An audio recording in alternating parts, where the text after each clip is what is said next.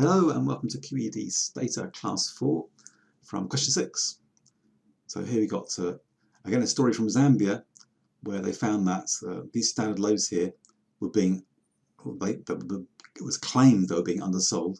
So very dramatically the agents from the ZWMA were bursting into stores and they didn't actually buy the bread. I think they confiscated the bread and measured the bread.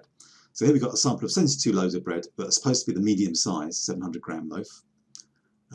We want to work out, have we got evidence that there is some underselling going on?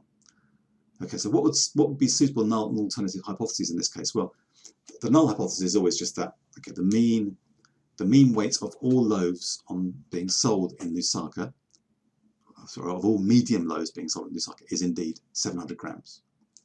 That's the mean weight of all loaves in Lusaka being sold at medium weight is 700 grams. However, if the enforcement agency find that, hey, in actual fact, the mean weight is 720 grams, the consumers are not going to be worried about that. No one minds. You can overdo it. That's cool. What you can't do is sell a 700-gram loaf and it's really 650 or 660. That's no good. So we're only going to criticize these people if the weight of the loaves is too low. So the alternative would be the mean weight of the medium weight loaves sold in all of Lusaka is below 700 grams. So the alternative is a one-sided alternative on the lower side. Okay, so carry out the test and interpret the results as before. So we're going to grab the data from wherever it may be.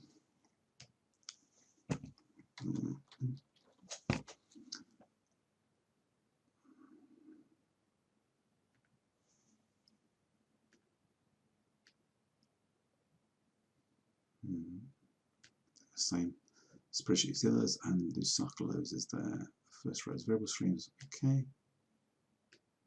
CD.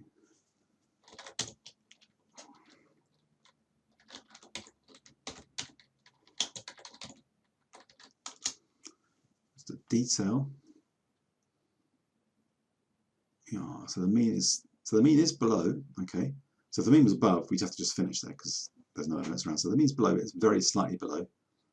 Sample size 72, standard, there's a lot of variation.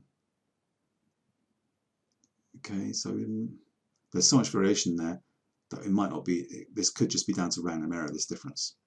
So it's hard to tell. I'm not sure whether we're going to find that there's enough evidence here to really criticize the bread sellers or not. But certainly, if you didn't understand statistics and you're an angry customer, you'd look at this and start getting ready to complain. But it's hard to tell. We need to do a test. So the test is going to be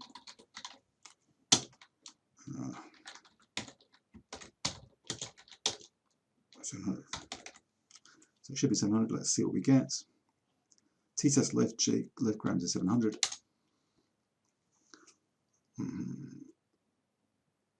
Okay.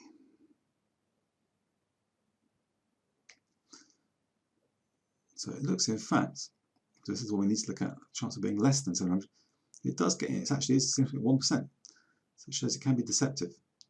So that 72 is enough of a sample size to reduce all the noise you get from the variation between different sizes of loaves. Remember, this standard deviation, the standard error will be 27 divided by 72, square root of that, which is about 8 and a bit, isn't it? So 27 divided by 8 is 3, so it reduces that down quite a lot. So the difference between 691 and 700 is well over 2 standard errors. In actual fact, it's this 2.5 standard errors, so it does turn out as significant. So, and the negative t is because we're below the population, the hypothesized population mean. So this difference between here and here does turn out to be, that's too big to happen by chance, or at least there's a less than 1% chance that can happen randomly. So this is the appropriate p-value. It's below 1%, so we can reject the null hypothesis at the 99% confidence level or 1% significance level. So there is quite strong evidence here that in fact the bread sellers in Lusaka have been very naughty and they have been selling their medium loaves on average below the correct weight. So should they take enforcement action? Well, that's a kind of moral and political question, but it seems they have got quite a strong basis for taking enforcement action indeed in this case. Okay, so from Lusaka we move on to Myanmar and Yangon, but that's for the next video, and thanks for watching.